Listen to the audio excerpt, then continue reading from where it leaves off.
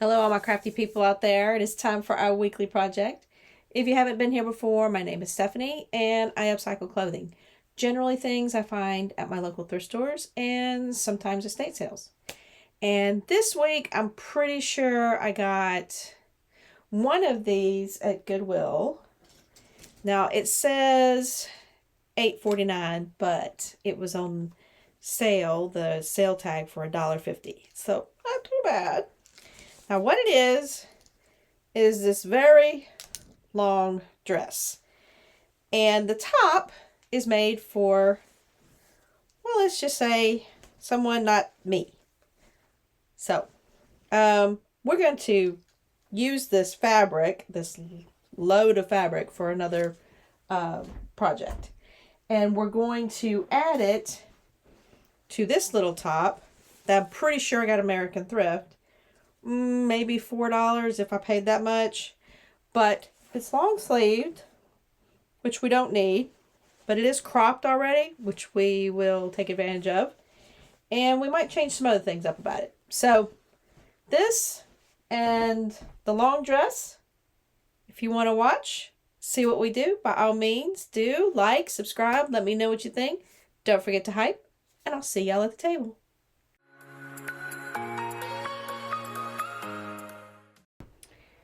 Okay, everybody, here are our materials. Sad. This dress was probably pretty cool on someone younger that didn't have to worry about how this ended up in front. So it's easier to see this way. It's almost like a bathing suit top. Obviously, we don't need that part, but I did love the print on the fabric. I just thought it was cool looking. So we're going to use the bottom half of this dress and we're going to attach it to this part, which is a cropped white cotton shirt. It does have pockets, and I have gone back and forth with thinking about the pockets, but I don't want to take them off. I think they'll work, but we do need to change up the shirt. So the first thing I want to do is something I've not done before. I'm going to change this to a mandarin, or what my mother used to call a Nehru collar. In other words, I'm going to take this fly part off and we're just going to leave the little straight piece here. Now that's simply getting into that seam, pulling this out, and restitching that. It's not a real difficult process, and it would be a really cute thing if you wanted to change up some shirts you already have without doing any other big alterations. The other thing we have to concern ourselves with is I don't want this to be long sleeve. I would like some cap sleeves, sort of, maybe not, well, they kind of cap. I want to cut it off wide enough or long enough to roll it and just make a roll there, and stitch it down in, intermittently, not all the way, but I want a rolled half, or not half, but cap sleeve there. And then, and if I'm not saying that right, y'all will let me know. No doubt. So the other thing I need to do with this shirt is I want to even it up. It's scooped at the back, which is normal, no big deal, but I do want this even for the dress that I want to make, because I'm going to have the dress, I'm thinking I might put it as low as this last button, but I'm not sure. I'm going to try it on again. It might go closer to the bottom of these buttons. Just depends on how high I want my waist.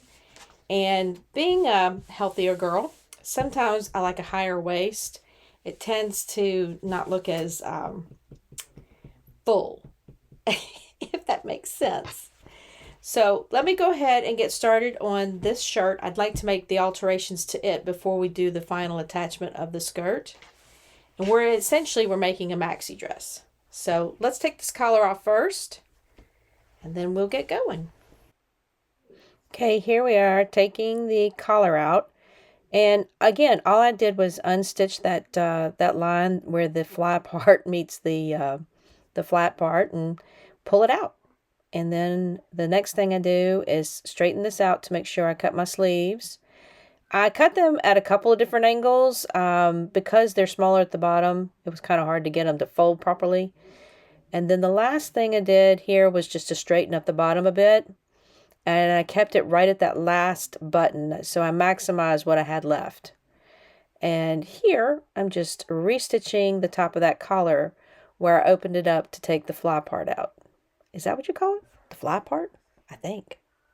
Okay, we have taken off the bottom and just straightened it out, essentially. Made it straight. And I went ahead and serged it just to keep it from raveling, because this is like 100% cotton, so it's got its moments. I serged the cuffs at the end down here, the sleeve, and then I turned them over once and then twice. And those are about an inch, maybe an inch and a quarter, no, not even an inch and a quarter, cuffs that I've rolled under twice. And then I took the collar out, and all you have to do that is just literally unpluck it and slip the collar piece, this piece, out. And then I just went and restitched around that edge, close to the edge, kind of like it was already, the top stitch kind of like. And there, now this shirt, I can't talk tonight, y'all, sorry. This shirt is ready for the skirt. So now, let's see, let's kind of get a gauge of what we've got to deal with. I know we've got more than enough skirt, but I just kind of want to get an idea of the width of the bottom of our shirt. So I've buttoned the bottom button. Let's see what we can do. All right. Looks like just under 24 inches one side, so 48 inches total circumference. And I know we have enough fabric for that, but I want to make sure. So now I'm just going to fold this over to the side until we need it. Oh, and for the sleeves, I'm probably just going to put a couple of stitches like around the top, maybe on the sides and the bottom. I'm not sure. I want it to stay in place. I thought about pulling one of those little straps to cuff it over, but I'm not sure. I just want it to stay in place. All right, now we've got to deal with this massive amount of fabric. What I'm going to do first is I'm not necessarily going to try it on, but I'm going to figure out how long I want it from the bottom of the shirt to the floor, because I want this to be a maxi. You can make it any length you want, obviously. But I've got enough here to do that. Heck, I've got enough here to just about take the waistband and run it around my chest. It's very long. So let me get that gauged, and then we will figure out if we're just taking this waistband off, because it does have a lining and a zipper, or are we going to, I guess we're just going to have to figure out how far down from the zipper, because we don't want to include the zipper. Go around and cut it off. But I want to get the band off first, so we'll have a flat piece of fabric to work with as opposed to all the gathers to deal with. Here I am taking the waistband off. I'm trying to keep it as straight as possible because I want to preserve all of that lining that's already in the dress, because I want to reuse the lining on my dress. Okay, now that we've got the top off, we've got a nice flat piece of fabric to work with. What I've done in order to reduce our bulk is I've folded it in half at the seams and then folded it again. So it's folded like that. You can see like that.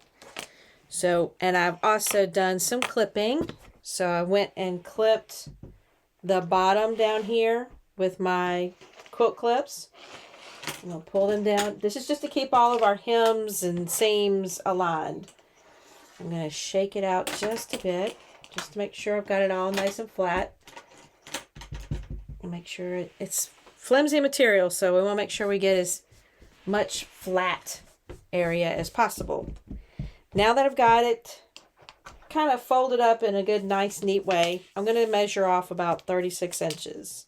37 would be good, just to make sure I have enough for the seam allowance. And I do have some wiggle room, so 37's good, and I'm not going to have to rehem it, which, you know me, bonus on that one. So I need it to be about here, which again, this is the end of the zipper over here, and right here at this clip down here at the bottom, I don't guess y'all can see, this thing is wild to look at, but there's a clip right here. This is the bottom of the zipper, so it's going to be perfect right under that zipper, about that 2.5 inches that I was talking about, in order to get enough length. So we're going to rough it on this one. I think that we can, let's see, let's put a little pin here at the 37-inch mark right here. And then we're just going to measure it over again, just to make sure we're cutting it fairly even, because it was an even skirt. Oops, that's not a glass head pin. Okay. So that's 37. And again, always measure twice. And see, that one needs to be moved up just a bit. So 37. Well, maybe not quite that much. Maybe it was in a good shape. Like I said, measure again and again if you have to, like I do. Oops, turn it over to the big numbers. It's easier for us blind folk to see. All right. I have lost more and more of my eyesight with each year. It's kind of depressing. I didn't have that great in the first place. Okay, so now we're at 37 inches. So we're going to take our big old ruler, and we're going to run up on this at 37 inches. And we're just kind of keeping in line with those two pins.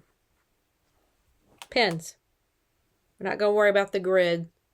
We're just worried about the pins. I'll take them out so I don't try to run over them with a rotary cutter. All right. Now, take your clip off. Don't want to lose that. Now, if you wanted to, you could take this leftover and put it over the sleeves. You can make a little ruffle down the front of the blouse. You could put a ruffle around the collar. There's all kinds of things you could do. So don't ever throw your scraps away if you got some more ideas. And now we have enough fabric here.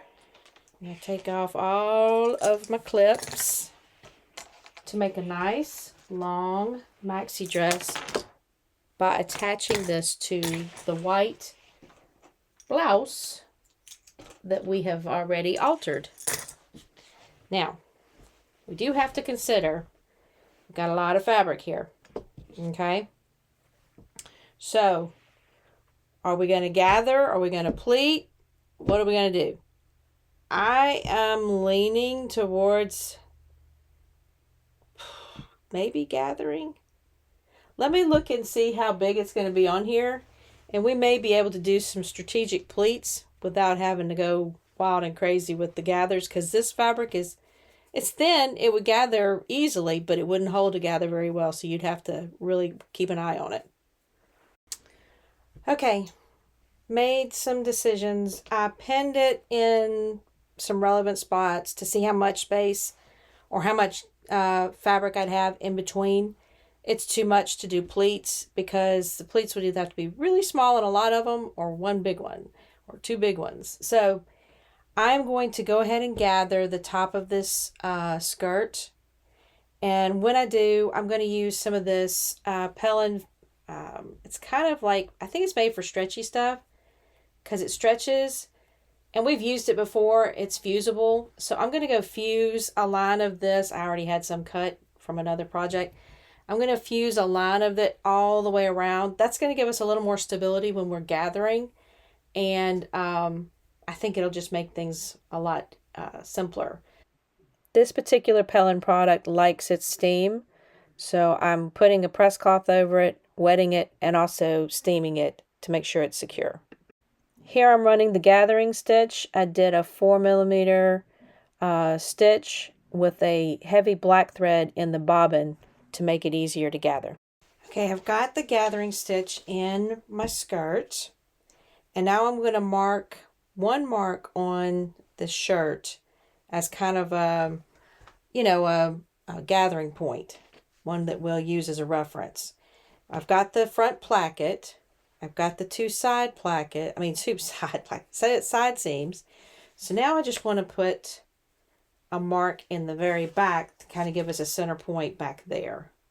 That'll give us 4 reference points to keep our gathers, fairly even. I only used one gathering stitch, and I would have used 2 if I thought I was going to need it. Like I was gathering some really thick gathers, so I needed to keep them in place. But this is not going to be a huge thick gathering. It's going to be kind of a loose gathering. There wasn't a whole lot of fabric between each of these points. And I used a heavy black thread, kind of like, not quite an upholstery thread, but very close on the bottom, on the bobbin thread. So and with this interfacing on here, just smooth as butter. So I'm going to take my bobbin thread over here. I've done it all the way on this side. And I'm just going to pull and watch it. So nice. It really does pull really nice between the interfacing and the heavy thread. So I think it's going to be hopefully fairly easy to gather. And I'm doing it loosely. I'm not doing it real heavy. So I'm moving all my gathers around as far around as I need.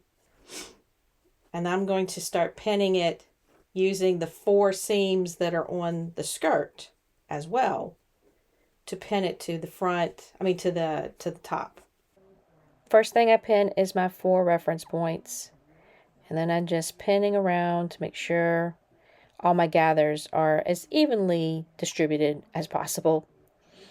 And we take it to the machine, and I'm running just a simple single stitch all the way around to make sure those gathers stay in place.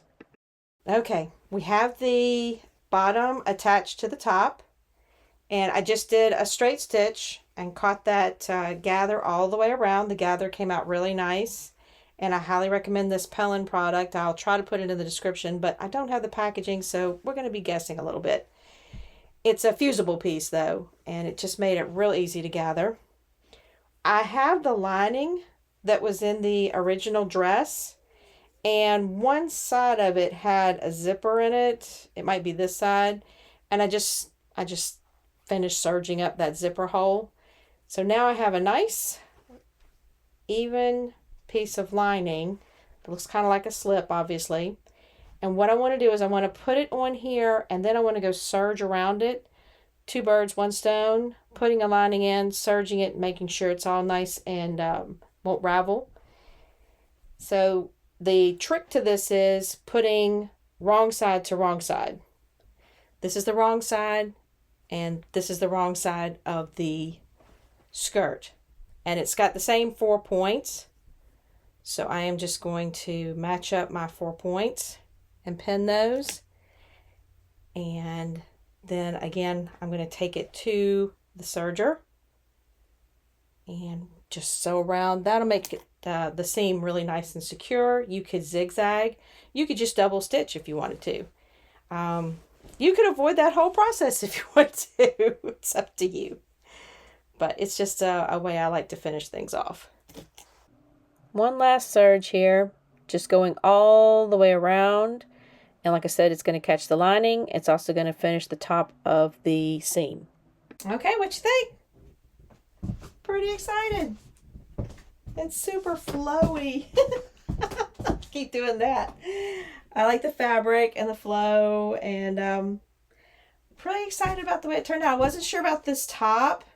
And you could pull it up higher. You could go down lower. You could put a belt on it. You could take it in. There's all kinds of things you could do with this. I'm happy with the way mine looks right now. I highly recommend you give it a try. If you enjoyed this, by all means, please like, subscribe. Let me know what you think. Don't forget to hype. And I will catch you on the flip side of our next project.